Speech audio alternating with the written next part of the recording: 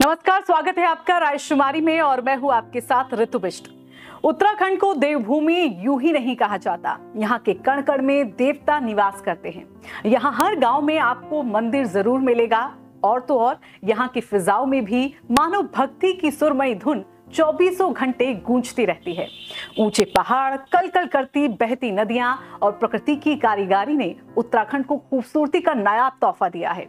तभी तो यहाँ हर 12 महीने पर्यटकों का जो जमावड़ा है वो लगा ही रहता है।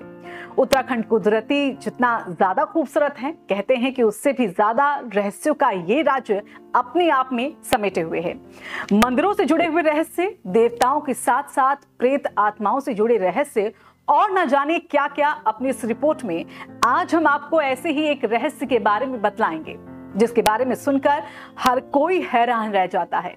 हम बात कर रहे हैं एक ऐसे झरने की जिसका पानी हर किसी इंसान पर नहीं गिरता। देवभूमि में दुनिया का सबसे रहस्यमयी झरना, पापियों पर नहीं गिरता इस झरने का पानी। पांडव काल से जुड़ी है झरने की कहानी।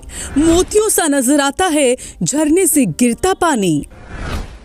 कहने को तो दुनिया खूबसूरत झरनों का घर है। आपने भी एक से बढ़कर एक खूबसूरत और मनोहर झरने देखे होंगे।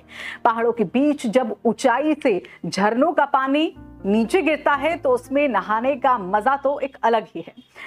हालांकि आज हम आपको जिस झरने के बारे में बताने जा रहे हैं उसकी बात जरा अलग है। ये झरना और कहीं नहीं बल्कि उत्तराखंड के चारों धामों में से एक बाबा बद्री के धाम के पास मौजूद है। हम बात कर रहे हैं वसुधारा की। मान्यता है कि वसुधारा का पानी पापियों की मौजूदगी को स्वीकार नहीं करता। हर इंसान के शरीर पर इसका पानी नहीं गिरता। लोक मान्यता है कि यह झरना केवल पुण्य आत्माओं की मौजूदगी को ही स्वीकार करता है। वसुधारा गढ़वाल क्षेत्र के नाग तहसील में मौजूद है। बद्रीनाथ धाम से करीब 9 किलोमीटर की दूरी स्थित वसुधारा का पानी करीब 400 फीट की ऊंचाई से गिरता है। 400 फीट की ऊंचाई से गिरने की वजह से पूरा झरना एक नजर में नहीं देखा जा सकता। वसुधारा के पानी का स्पर्श तो बात की बात है, लेकिन जब ऊंचे पहाड़ से गिरती वसुधारा की पानी की बूंदों पर नजर पड़ती है तो ऐसा लगता है मानो आसमान से मोती बरस रहे हो। 400 फीट की ऊंचाई होने की वजह से झरना बेहद ही खूबसूरत दिखाई देता है। वसुधारा का जिक्र पौराणिक कथाओं में भी मिलता है। महाभारत के बाद जब पांडवों ने हृदय ग्लानि से भर गया था और पांडव स्वर्ग रोहिणी के रास्ते स्वर्ग की ओर जाने लगे थे, लेकिन स्वर्ग तक पहुंचने से पहले एक एक करके सभी पांडवों ने अलग अलग जगहों पर मृत्यु को गले लगा लिया था। केवल युधिष्ठिर और उनके साथ एक कुत्ता ही स्वर्ग जा पाए थे। पौराणिक कथाओं में जिक्र मिलता है कि 5 पांडवों में से एक सहदेव ने वसुधारा में अपनी देह त्यागी थी।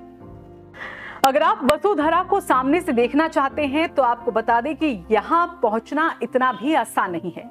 भौगोलिक रूप से विषम रास्तों को पार करने के लिए आपके मन में भक्ति के भाव के साथ ही वसुधारा तक पहुंचने का जो जुनून है वो होना बेहद जरूरी है। तभी तो लोग रास्ते में कई पड़ावों को पार करते हुए भगवान हरि का नाम जपते हुए वसुधारा पहुंच ही जाते हैं।